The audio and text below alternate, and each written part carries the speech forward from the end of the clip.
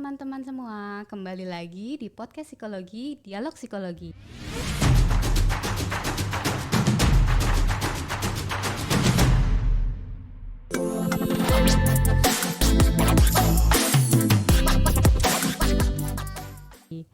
Perkenalkan, nama saya Danika yang akan menjadi host dalam podcast psikologi kali ini. Nah, kali ini kita akan membahas topik flexing.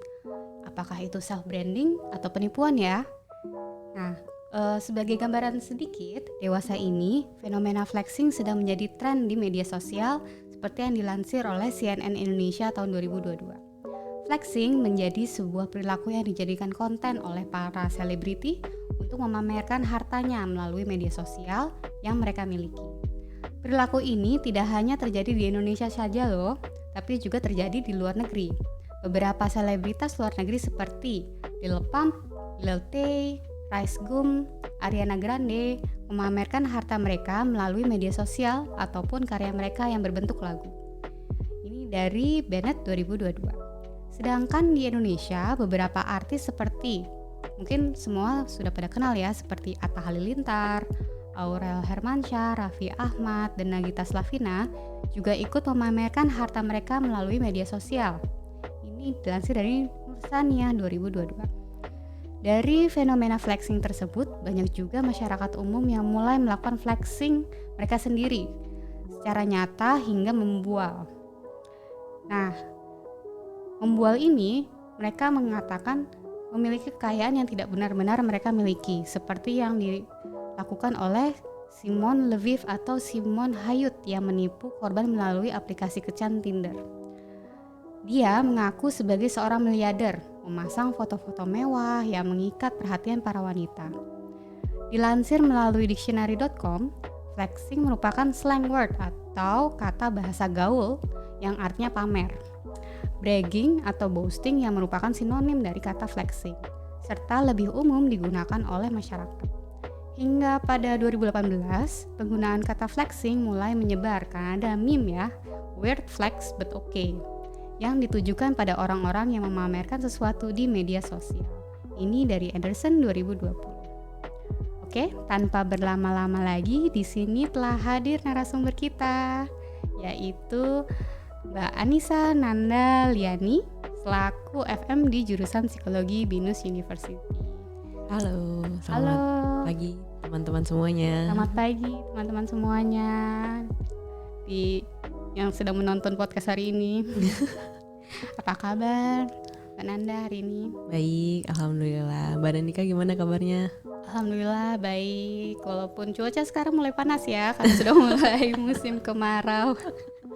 Panas-panas mendung nanggung gitu ya. Iya betul, jadinya semoga teman-teman semua menjaga kesehatan ya masing-masing karena cuacanya lagi pancaroba seperti ini. Oke, mau kita lanjut aja kali ya pertanyaannya ya. Kita langsung membahas mengenai apa itu flexing. Menurut Mbak Nanda, pernah gak sih mendengar itu fenomena flexing itu seperti yang ada di masyarakat sekarang? Oke, kalau flexing itu kan memang sekarang sedang booming banget ya istilahnya gitu. Apalagi sekarang sosial media itu lagi gencar banget, kayaknya apa-apa informasi langsung masuk sosmed gitu.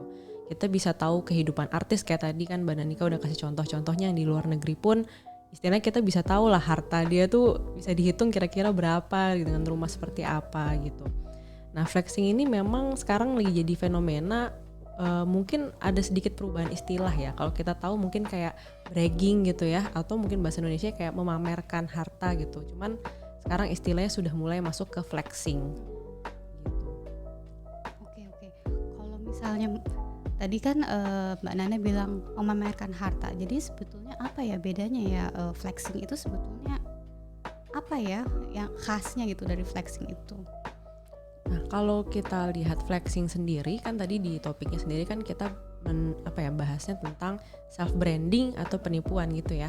Sebenarnya memang beda tipis banget ya garisnya itu antara kita flexing untuk pamer ataupun untuk self branding. Nah, memang mungkin istilah yang bisa dipakai tuh self promoter ya, ketika dia mencoba untuk mempromosikan apa yang dia miliki.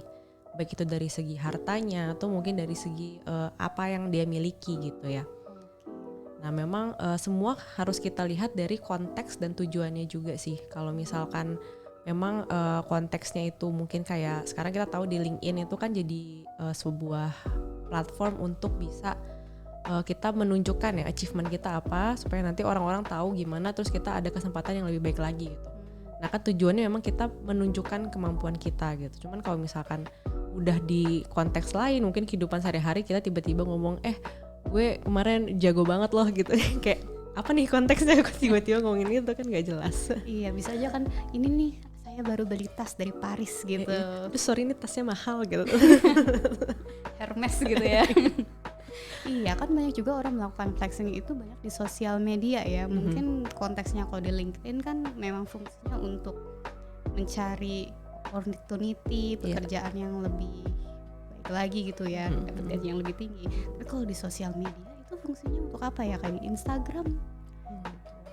Saya nggak tahu ya, Facebook masih banyak digunakan nggak ya? Kayak Instagram, kayak di Twitter kan banyak juga tuh ya yang nyebar uang gitu ya. Terus foto-foto di jet pribadi gitu. Menurut Kak Nanda itu apa ya fungsinya ya, gunanya itu memamerkan seperti itu di sosial media?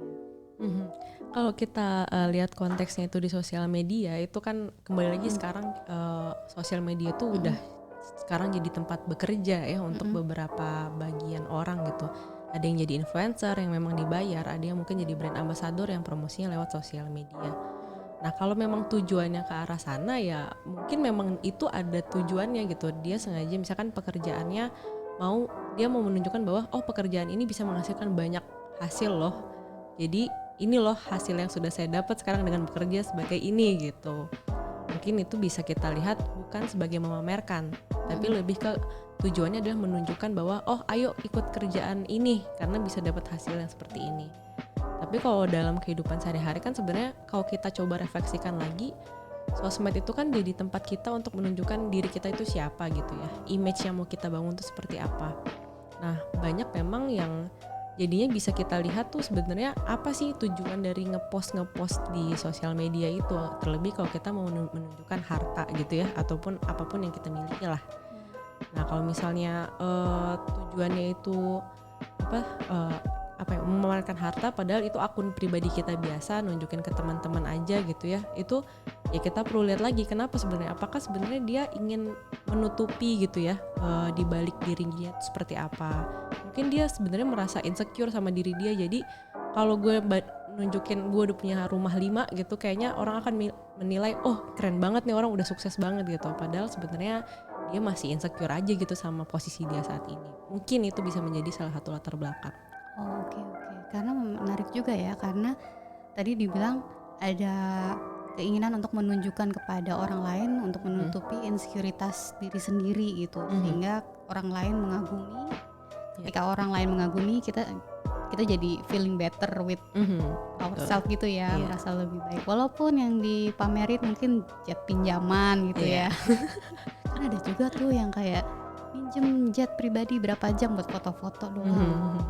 Itu kan fenomena yang menarik juga ya, ada yang seperti itu demi cloud likes. Iya, betul, engagement. Dari yang menonton gitu ya.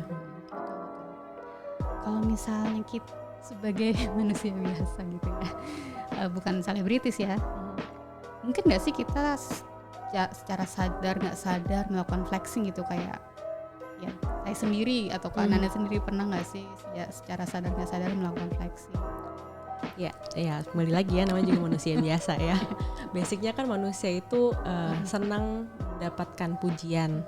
Kemudian pada dasarnya juga manusia itu senang untuk merasa bahwa dia udah berhasil nih gitu. Nah kalau tadi pertanyaannya pernah nggak sih secara sadar atau nggak sadar, ya mungkin pernah gitu ya. Nah mungkin ditutupi, kadang kita suka kayak denial ya, kayak sebenarnya kita nggak pamer kok gitu, tapi kita menunjukkan kita udah sampai di tahap apa gitu. Tapi ya kembali lagi dasarnya manusia kan ingin merasa bahwa kita udah berhasil nih, kita ingin menunjukkan pada orang lain kalau kita udah berhasil. Nah bisa di satu sisi kita bangga sama diri kita sendiri, tapi bisa juga di sisi lain kayak gue udah sampai sini loh tahapnya gitu. Kembali lagi ke tujuannya dari apa yang kita post itu sih sebenarnya. menarik juga sih, karena ngomongin posting kan fenomena flexing ini kayaknya baru kerasa setelah sosial media banyak ya. Iya betul. Setelah kayaknya foto-foto itu harus cantik gitu ya di Instagramnya, itu ada harus Instagramable, estetik, gaya estetik, Instagramable, nyom-nyomnya, Instagramable, sampai akhirnya flexing gitu, sehingga semua orang mau engage, pengen melihat, nanya dan macam-macam. Nah kalau misalnya dari Kanana sendiri ngelihat fenomena ini kan nggak hanya di Indonesia ya, sebetulnya sangat global ya. Apa ya yang mendorong nih perilaku ini kok kayaknya tambah kuat, tambah banyak, baik di luar negeri maupun di lingkungan sekarang di Indonesia?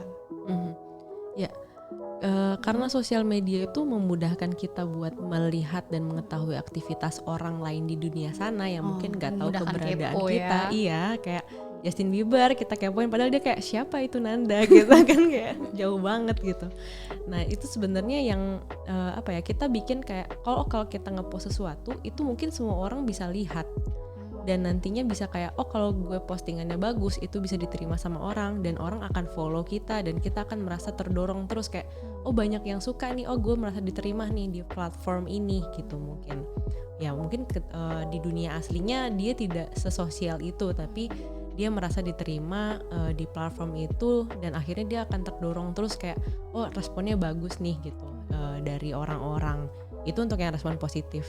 Even respon negatif pun ada juga kan, tipe orang yang sebenarnya responnya negatif nih, aduh sensasi banget, tapi nggak apa-apa dia dapat duit dari situ gitu kan. Ya itu kembali lagi ke jenis-jenis orangnya sih, apalagi sekarang sosmed itu sangat memudahkan untuk kita mengakses semua orang di dunia ini gitu. Saya garis bawahi ya, sosmed itu memudahkan semua orang untuk mengakses kehidupan pribadi. Betul. Baik yang kalau misalnya di sosial media kan dikurasi ya, nggak mungkin semuanya, kecuali kalau ada yang sangat jujur sekali ya semuanya dia posting ya. Tapi kan umumnya kan dikurasi ya, dan itu tadi juga Kak Nana bilang ada bagian dimana ya kita jadi bisa membuat gambaran tertentu ya untuk diterima oleh orang lain yang bisa yang mengkonsumsi konten kita. Nah kalau sebagai konsumen, kalau menurut Kak Nanda gimana ya perasaan atau respon orang yang melihat tuh konten-konten flexing itu yang dari sosial media? Gimana ya respon mereka, dampaknya ke mereka sendiri? Nah, tadi menarik yang Mbak Danika sampaikan bahwa kalau sosmed itu udah dikurasi sebenarnya. Karena kita pribadi pun pasti kan mau menunjukkannya yang bagus ya. Pasti bukan yang kayak tiba-tiba abis ujian dapat nilai F terus kita posting, itu kan akan bikin kayak aduh malu banget dilihat sama orang-orang gitu ya gitu. Pasti kita postnya pas lagi nilainya A lah atau lagi dapat untung dari bisnis lah gitu. Padahal terus nanti yang penonton itu hanya melihat kayak ini happy-happynya doang nih gitu, kayak wih orang ini hebat banget nggak ada sedih-sedihnya gitu kan. Dan itu bisa jadi akan menimbulkan perasaan negatif juga gitu untuk penontonnya. Nah kalau misalkan penelitian yang dilakukan oleh George Lowenstein dan teman-teman rekan-rekannya itu di tahun 2015, ternyata memang ditemukan bahwa ketika seseorang melakukan flexing, mereka ini si self promoter ini merasa bahwa banyak orang yang merasakan emosi positif dari postingan mereka. Jadi mungkin mereka merasa kayak bisa memotivasi mereka nih gitu, supaya mau kerja keras supaya hasilnya sama kayak saya. Padahal sebenarnya hasil penelitiannya lebih banyak yang mereka merasa emosi negatif gitu ketika nonton gitu. Entah tadi mungkin jadinya ada rasa insecure gitu ya, wah dia umur 18 tahun udah bisa punya mobil 5 gitu, gue baru udah 25 tapi baru mulai kerja kayak gitu kan. Itu bisa muncul insecure-nya. Bisa juga ada rasa irinya gitu. Ternyata dari hasil penelitian itu memang lebih banyak yang merasakan emosi negatif dibandingkan yang diprediksi oleh si self promotornya itu. Jadinya alih-alih memotivasi kayak aku bisa, kamu juga bisa gitu kan kata gaya-gaya promotor ya, motivator ya. Tapi malah jadi comparing ya, bandingin sering kali gitu. Jadi kayak timeline saya kok beda nih sama timelinenya dia sudah 25, udah punya mobil, udah punya punya rumah, sudah berkeluarga, udah punya anak, sementara saya baru mulai kerja gitu ya. Iya, betul. Dan itu bisa menimbulkan seorang itu ya tadi ya, merasa emosi yang negatif.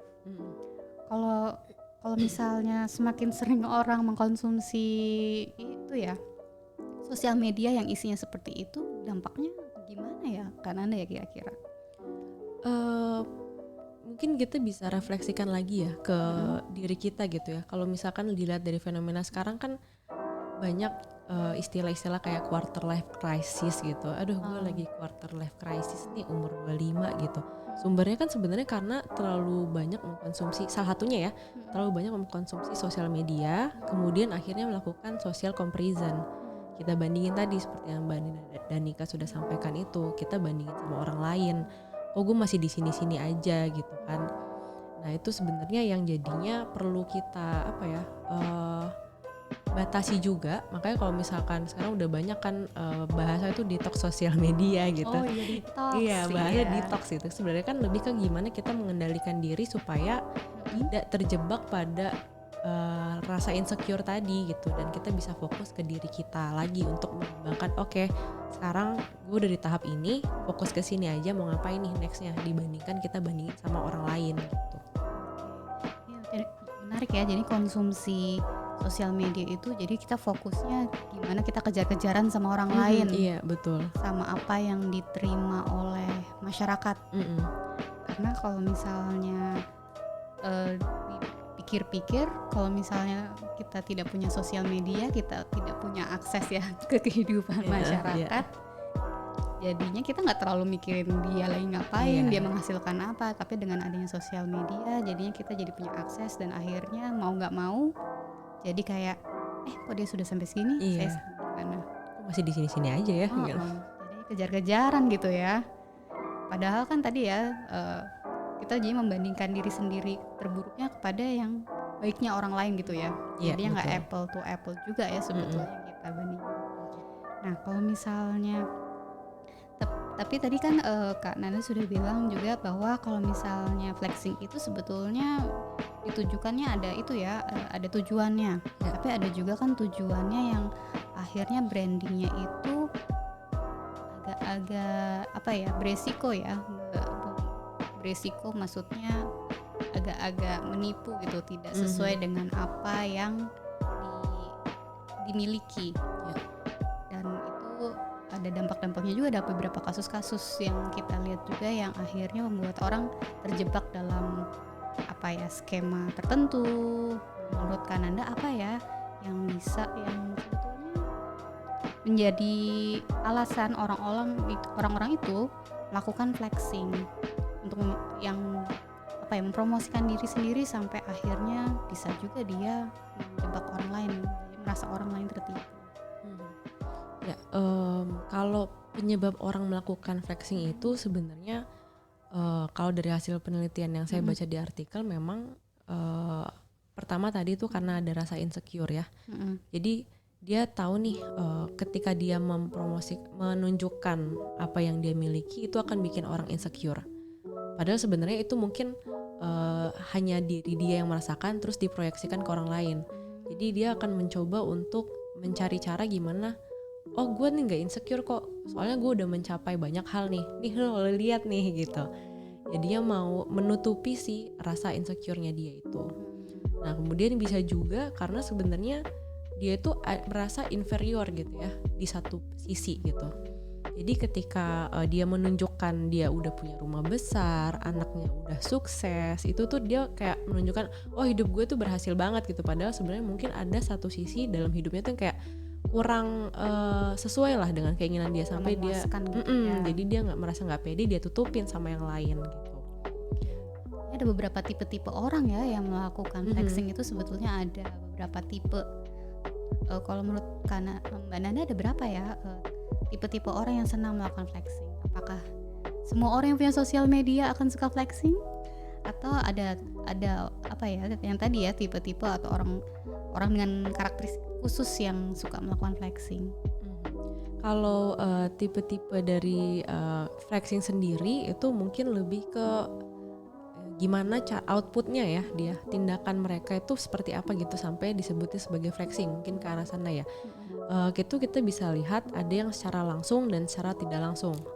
Jadi kalau misalkan secara langsung itu misalnya dia itu secara langsung memuji dirinya sendiri, kayak gue nih rendah hati banget loh orangnya, aduh maaf ya nggak suka banget nih kayak gini, rendah hati banget gitu. Padahal kan sebenarnya semakin apa ya, padi semakin tinggi semakin merunduk kan. Semakin semakin berisi semakin merunduk. semakin berisi semakin merunduk, salah lagi.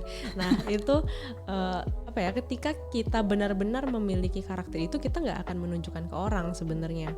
Tapi ketika dia ngomongin kualitas dirinya, itu akan menjadi suatu bentuk flexing yang mana nantinya dinilainya negatif sama orang. Orang juga akan mikir kayak, ya nggak ada orang rendah hati ngomong-ngomong gitu ke orang lain gitu kan. Merendah untuk meroket. Iya, kayak aduh nggak bisa banget kayak gini, sorry gitu. Padahal dia sebenarnya hanya untuk pamer gitu. Nah bisa juga tadi secara langsung tapi lebih ke achievementnya. Jadi dia memang terbukti misalnya udah berhasil nih lari maraton nih. Terus ya udah dia menunjukkan kemarin berhasil loh lari gitu. Itu kan sebenarnya mungkin bisa kita lihat sebagai bentuk kita bangga sama diri kita sendiri ya. Tapi bisa apa ya, agak melesetnya sedikit tuh jadi flexing ketika kita tuh terus-menerus ngomongin itu ke orang-orang gitu.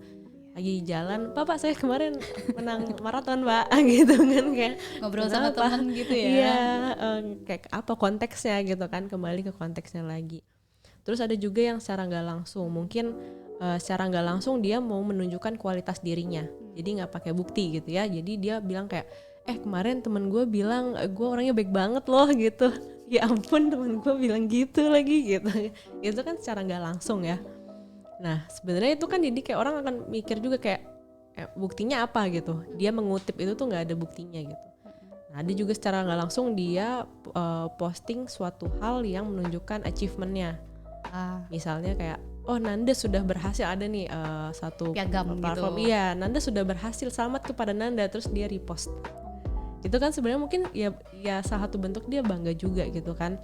Cuman kalau dilakukan terus-menerus gitu ya, atau mungkin pada konteks tertentu akan bisa diartikan sebagai flexing yang kayak iya gue tahu kalau udah berhasil gitu ya, di repost terus gitu kan.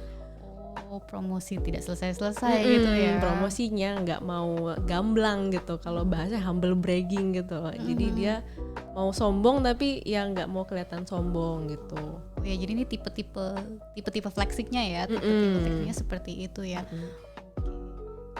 Humble brag gitu ya. Iya betul. Alhamdulillah sudah diterima gini. Alhamdulillah akhirnya punya rumah kedua gitu ya. Mungkin dia merasa bangga gitu ya. Makanya tergantung lagi sama tujuannya apa gitu ya.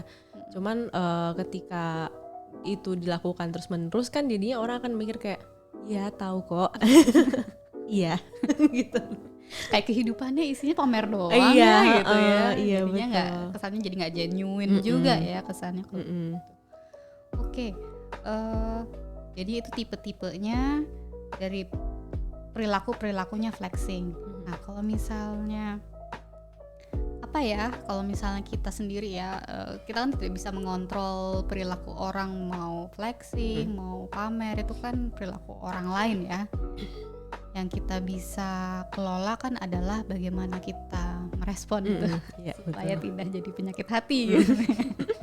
Supaya kitanya nggak ikut stres gitu ya. Jadi apa ya yang baiknya nih untuk masyarakat nih kalau misalnya merespon perilaku flexing itu sebaiknya kayak gimana supaya juga dampaknya baik buat kita. Oke.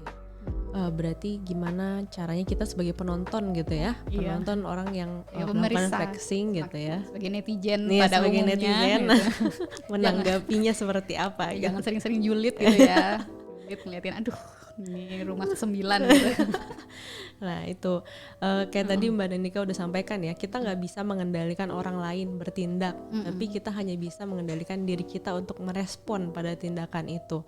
Nah kalau misalkan tadi kita udah tahu nih bahwa flexing itu kan sebenarnya mungkin tanpa disadari tujuannya adalah bikin orang insecure gitu ya, karena untuk menutupi rasa insecure dirinya sendiri, si self promoter. Nah kita harus bisa membatasi jangan sampai kita jadinya itu tadi membandingkan tadi, social comparison itu kita bandingin kayak oh dia udah berhasil, aduh gue nggak bisa apa-apa nih sekarang, terus akhirnya kita depresi sendiri dan kita stuck di tahap ini aja gitu. Nah jadi kita harus bisa membatasi itu dan mencoba menyadari bahwa ya diri kita ya memang seperti ini, dan setiap orang itu timelinenya beda-beda, jadi kita nggak bisa membandingkan terus timeline kita sama timeline orang lain. Tujuannya tadi supaya kita nggak jadinya stres sendiri, padahal kan ya jalan hidup orang beda-beda gitu ya, umur orang di tahap apa itu kan beda-beda gitu. Ekspektasi ya, ekspektasi betul. kita jangan dibandingin sama pencapaian orang lain gitu. Betul. Kita juga harus kenal tuh kelebihan dan kekurangan kita apa, karena kan beda-beda ya kelebihan kekurangan kita sama orang lain gitu. Nggak bisa dia jago ini kok gue nggak bisa ya udah gitu, kita coba kembangin lagi kelebihan kita apa di sisi lainnya gitu. Fokus sama diri sendiri, bukan fokus sama bagusnya orang lain, Ya, tapi betul. kitanya bagusnya apa. Oke. Terus apa lagi ya? Kalau misalnya apa ya yang baiknya kita lakukan juga supaya kita nggak menyinggung orang yang lagi flexing ya? Maksudnya kan kadang-kadang kan respon kita juga mesti mungkin bisa mempengaruhi gitu kali ya. Apa ya yang apakah kita diem aja? Apakah kita tetap engage? Karena kan bisa aja orang yang flexing itu adalah orang terdekat, teman, saudara gitu. Ya memang apalagi zaman sosmed ini ya, orang jadi lebih sensitif kalau kita lihat, baik kita secara sosial media ataupun secara ketemu gitu ya. Nanti ketika ada yang flexing terus kita kayak udah kali gitu, terus nanti dibilang apa sih lo iri aja gitu kan. Oh iya benar. Nanti bisa digituin kan. Nah memang kita harus ya kenal dulu lah sama orang yang kita hadapi ini siapa gitu. Mungkin dia memang karakternya seperti itu, atau mungkin dia ada di tahap kehidupan apa yang bikin dia sampai harus flexing gitu ya, untuk menjaga si self esteemnya itu. Jadi ya kita mencoba untuk memahami dulu, mengenali dulu orang ini seperti apa. Kemudian nanti ya kalau misalkan kita tahu bahwa ada nih celah baiknya gitu, mungkin kita bisa ubah topiknya. Jadi yang tadinya dia terus menerus ngomongin pencapaiannya, kita ubah dikit. Atau mungkin kalau memang kita tahu dia itu ingin dipuji, ya kita berikan aja gitu. Toh nggak rugi juga kan sebenarnya, kita nggak habis duit juga dengan kita memuji gitu kan. Ya kita berikan aja gitu, tapi secukupnya gitu. Jangan sampai dengan kita berikan pujian terus kan mereka merasa semangat, jadi terus menerus gitu juga. Jadi kita harus tahu timingnya juga gitu. Jadi kita ya sebagai orang yang mengkonsumsi, yang mendengerin, kita harus ya kayak mindful juga ya. Iya, betul. Jangan sampai ikut keseret, ikut ngebandingin, tapi ya lebih dia, saya ada boundariesnya gitu ya. Betul. Ada batasannya. Oke, saya lihat lagi pertanyaannya ya. Nah, jika dilihat tren flexing ini tidak hanya dikaitkan dengan ilmu psikologi ya, bagaimana ngerespon emosi juga, tapi juga ke ilmu marketing. Dan fenomena ini terjadi di lingkup sosial berhubungan dengan gaya hidup, ya lifestyle, kekayaan, status sosial, mungkin juga flexing buat pansos ya, panjat sosial. Lalu ada nggak ya teori psikologi tertentu yang membahas tentang flexing, mungkin psikologi organisasi atau tentang marketing, ada nggak sih yang ngomongin khusus tentang flexing ini? Ya kalau mungkin bukan teori banget gitu ya, cuman kalau misalkan kita tahu terkait dengan pekerjaan gitu ya, atau kehidupan kita ketika mencari pekerjaan, itu kan kita perlu membangun self branding. Self branding ya, kita punya brand image kita itu seperti apa gitu. Tujuannya itu untuk menunjukkan bahwa kita tuh expertnya di bidang ini loh. Jadi orang bisa tahu kalau kita butuh apa, kita bisa ke si A karena dia expertnya gini. Orang tahu itu kan karena kita sudah berhasil membangun branding kita gitu ya. Nah itu tadi yang bikin akhirnya kita harus bisa, mungkin flexingnya diarahkan positif ke arah self branding itu, kayak oke, saya udah ikut sertifikasi bla bla bla loh gitu. Tapi tujuannya supaya orang tahu kita expert di sana. Jadi kalau ada apa-apa carinya ke kita. Bukan lebih ke kayak kita udah achieve apa nih, kalian belum gitu. Bukan ke arah sana gitu. Bukan untuk membanding-bandingkan iya, ya, betul. tapi untuk lebih ya mempromosikan saya di sini ini gitu ya. Iya, soalnya kan kalau kita di dunia kerja pun itu kan banyak saingannya ya. Jadi kita harus bisa menunjukkan satu poin yang menonjol dari diri kita. Oh, kita expert di sini loh dibandingin orang lain. Jadi ketika kita mungkin orang-orang yang sedang hiring atau mungkin para manajer tahu top of mind-nya tuh kita gitu. Karena kita udah sering nunjukin kita ikut kegiatan ini. Bisa loh dipercaya nih karena udah ada pengalaman gitu. Jadi bagian dari pengembangan karir, Ya, pengembangan itu bisa masuk diri ke sana. itu masuk situ ya. Jadi flexing itu bukan untuk memamerkan, woi aku sudah punya sertifikat ini loh, Iya. kamu udah punya belum gitu. Tapi lebih saya punya ini. Ya kalau misalnya ada yang membutuhkan, saya boleh loh dihubungi. Iya, bisa ke saya gitu. Oke, jadi itu arahnya lebih ke positif ya kalau Iya, kayak betul. gitu ya arah flexingnya ya. Bukan untuk nipu tapi untuk membuka pintu. Iya, Membuka iya, pintu rezeki. membuka opportunity. Membuka opportunity, betul.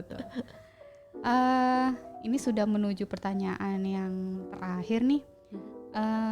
Apa nanti kira-kira ya melihat juga perkembangan sosial media di Indonesia, perkembangan ekonomi juga ya di Indonesia kan sekarang kan sudah kayaknya yang punya sosial media di Indonesia itu kayak hampir semuanya kali ya, semuanya punya smartphone. Apabila nanti Indonesia menjadi negara yang maju, yang kayaknya rakyatnya juga lebih punya knowledge yang baik ya, kira-kira flexing ini masih tetap ada nggak ya? Apakah ini sesuatu cuma tren semata atau ini akan terus ada menurut Mbak Nanda gimana? Kalau kita lihat dari perkembangannya ya, kalau misalkan nanti Indonesia sudah maju, sudah mencapai tahap negara maju gitu ya tadi. Nah, sebenarnya kan itu berkaitan juga dengan pola pikir dan mentality dari rakyat Indonesia juga ya. Jadi ketika nanti kita sudah sampai di tahap mental kita berhenti membanding-bandingkan, itu mungkin bisa tidak terasa lagi flexing untuk pamer dan lain-lainnya gitu. Tapi lebih ke kita bangga kita menunjukkan sudah sampai di situ. Jadi kita lebih ke memendam, bukan memendam ya, jadinya kayak oke, saya sudah sampai di tahap ini, udah saya bangga, saya menunjukkan segitu aja udah tapi nggak sampai yang harus terus menerus kayak ayo dong, nih lihat dong, gue udah kayak gini dong. Itu kan beda ya vibes-nya gitu. Jadi lebih ke terkait ke pola pikir dan mentalitinya sih. Jadinya flexingnya memang benar-benar apa yang sudah dicapai, nggak pakai nipu-nipu, nggak pakai minjem tas Hermesnya tetangga gitu ya, atau lagi liburan foto-foto di pantai gitu ya. Jadinya lebih memang ini yang saya lebih genuine, inilah saya, bukan saya dengan berbagai kekayaan saya gitu. Betul. Sip. Mungkin dari sini ini udah pertanyaan terakhir. Menarik sekali ya, senang sekali deh ngobrol-ngobrol sama Mbak Nanda ini. Terima kasih mengenai banyak topik flexing ini. Kayaknya ini kan topik yang sangat berkembang ya. Semoga nanti kita lihat lagi ke depan nih, siapa tahu nanti flexing berubah lagi, nanti apa jadi apa. Istilahnya berubah lagi. Nanti misalnya berubah lagi ya. Oke, nah itu tadi merupakan pertanyaan terakhir nih dari sesi podcast psikologi kita bersama Mbak Nanda. Terima kasih banyak dengan Mbak Nanda yang sudah hadir hari ini dan menjawab pertanyaan di podcast hari ini. Terima kasih banyak yang sudah berdialog nih ya bersama saya dan juga teman-teman semua. Nah, terima kasih juga nih buat teman-teman yang sudah mendengarkan podcast psikologi kami. Jangan lupa untuk follow Instagram kami ya di @binpsikologi _binus, serta jangan lupa untuk klik like, subscribe, dan share YouTube kami ya. Sampai jumpa lagi teman-teman semua. Ya, terima kasih.